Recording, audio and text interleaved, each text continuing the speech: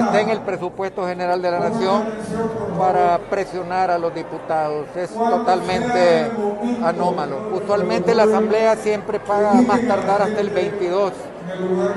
No recuerdo yo, en mi experiencia, sobre todo como presidente, que alguna vez hemos pasado ni tan siquiera del 23 o 24. Afecta seriamente al empleado legislativo que tienen créditos con los bancos, etcétera. Todos sabemos de que la familia salvadoreña vive al límite, así es que es lamentable que se use algo que es ley de la República, que esté en el presupuesto general de la Nación para presionar a los diputados. Es totalmente anómalo.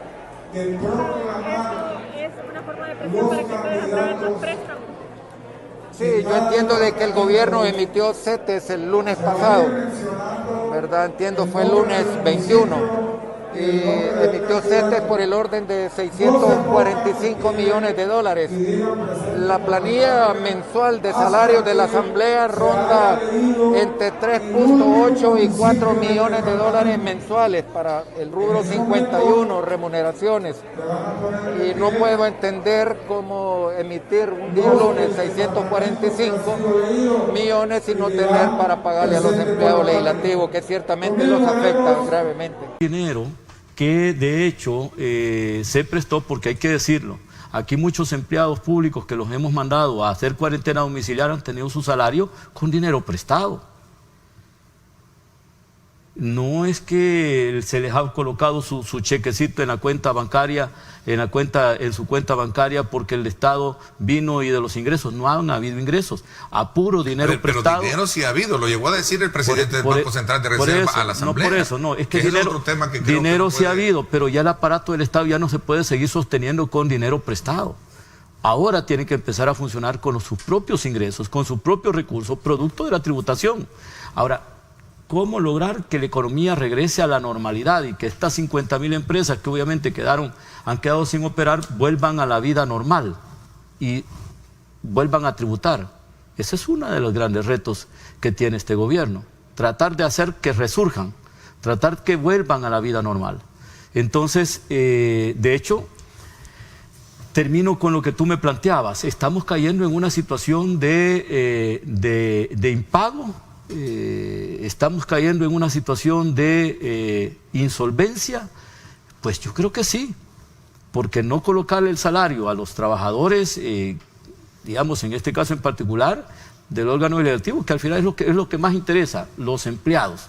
Si al final no le quieren depositar a los diputados, que no les deposite. Irónicamente le hice la pregunta a usted así, muy peyorativo, ¿no? No por eso, pero obviamente que tú hiciste la pregunta, pero creo que debemos de entender que el empleado, el trabajador, tiene derecho a su salario y ellos tienen compromisos. Claro. Yo no sé cuántos empleados en este momento habrán caído en una situación de, si ya estaban casi porque se embargara, ahorita ya han de haber iniciado el proceso de embargo, porque ellos recibían su pago de salario en fecha 18, ya ahorita hay 10 días de desfase, el banco al no ver que hay un depósito, digamos, de la cuota correspondiente al préstamo que estos, ya sea por vivienda o préstamo personal o por cualquier índole, no llegó a las arcas del banco, el banco va a proceder. Entonces el daño que se le hace al empleado es bastante fuerte. Yo en ese caso en particular sí le pidiera al ministro de Hacienda de que ponga sus buenos oficios, que no está afectando al órgano legislativo. Si creen que con esta medida afecta al diputado o a los diputados porque obviamente no comulga con sus posiciones o con su forma de ser, ese es un problema que obviamente no se debe llevar para afectar a los trabajadores. ¿Por qué? Porque ¿qué tienen que ver los trabajadores con las decisiones del órgano? ¿Se está jugando con el estómago? No estoy diciendo si eso fuera así. ¿El estómago del trabajador, del empleado público? Estoy planteando si eso fuera así. Vean, si eso fuera así. Yo debo entender que es problema de flujos de caja. Exacto. Son problemas de liquidez de la caja. Y textualmente voy a trasladar una declaración que él decía: no tenemos cómo pagarle a la Asamblea porque la recaudación no alcanza. Vamos a seguir esperando que esa recaudación llegue y vamos a seguir priorizando los salarios, siempre son una prioridad, dice. Si quieren que cumplamos con todas las obligaciones del Estado en el tiempo adecuado, que les demos las soluciones a nuestros microempresarios, entonces que aprueben también fondos que la Asamblea no ha aprobado. Eso es lo último que obviamente lo que yo no comparto. A eso voy.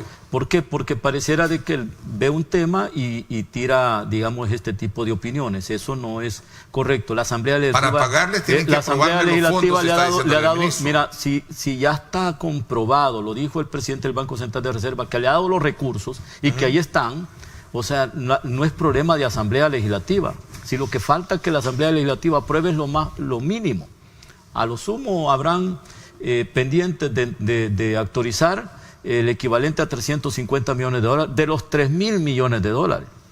O sea, eso no es nada, pues, o sea, eso no es el problema. La Asamblea le ha dado los recursos en el momento que los han necesitado y ya se demostró con hechos que los recursos los han tenido, pero no es el punto. Allí, en ese punto sí quiero detenerme, porque no creo que sea venir y aducir de que la Asamblea nos apruebe, porque ese no es digamos, la justificación, el no haber colocado. Además, la transferencia para el órgano legislativo no es el tamaño del Ministerio de Salud, no es del tamaño de la Corte Suprema, no es el tamaño, digamos, no es el monto del tamaño de otras carteras de Estado. Son 3.5 millones de dólares, que es el pago de salarios del aparato del Estado. Sí, digamos, porque en este caso en particular no es algo que tenga que, digamos, extraordinario y que es demasiado voluminoso para no lograr cumplir con ese compromiso. Todas las instituciones han tenido, digamos, sus transferencias, excepto la Asamblea, pero pues nosotros entendemos la lectura de este tema. Al final debemos de reconocer que esta es parte de de lo que tenemos en el país y si al final esto es espero que no sea así, una dedicatoria. Si es una dedicatoria, pues está mal, ¿vean? Pero si es un problema de caja, debemos de entender que espero que este día se resuelva el asunto. A ver, pero las consecuencias son grandes, tal y como usted lo manifestaba. Pues, hay trabajadores que tienen compromisos y es por ellos de pago, al grado de que muchos, si no pagan a tiempo sus deudas, incurren en sanciones, etcétera, etcétera. Es por ello que yo hago digamos, hincapié, Ernesto, por los trabajadores. Al final... ¿Es en serio esto o esto es parte de un juego político? Yo espero que esto sea... Mira, yo espero no me dan ustedes la aprobación de los préstamos, el problema va a seguir. Es como un dame... No, yo espero que esto sea, digamos, un problema de flujo de caja. No creo que sea... Yo más me voy, no quiero de alguna manera venir a hacer juicio, no quiero ser mal pensado, siempre debo entender, y lo he dicho de forma reiterada. Ya te hice un pequeño análisis de cómo está la situación del país y hacia dónde vamos.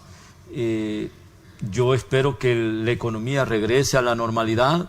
Todos teníamos claros que cualquier golpe digamos, cualquier decisión tomada de forma muy radicalizada en relación a la pandemia iba a repercutir en esta situación. Ahorita tenemos ya resultados de esto. Lastimosamente el aparato del Estado es bastante voluminoso, tiene mucha grasa, pero ese ya es un juicio de valor que tendrá que hacer, digamos, el Estado, digamos, en términos generales, para ver cómo resuelve ese asunto a futuro. Pero en este caso en particular tenemos que honrar los compromisos y es que es un derecho constitucional el pago del salario de los trabajadores. ¿Qué nivel de atención le han puesto ustedes como Asamblea Legislativa si concatenamos un poco las declaraciones que también en su momento hiciera el presidente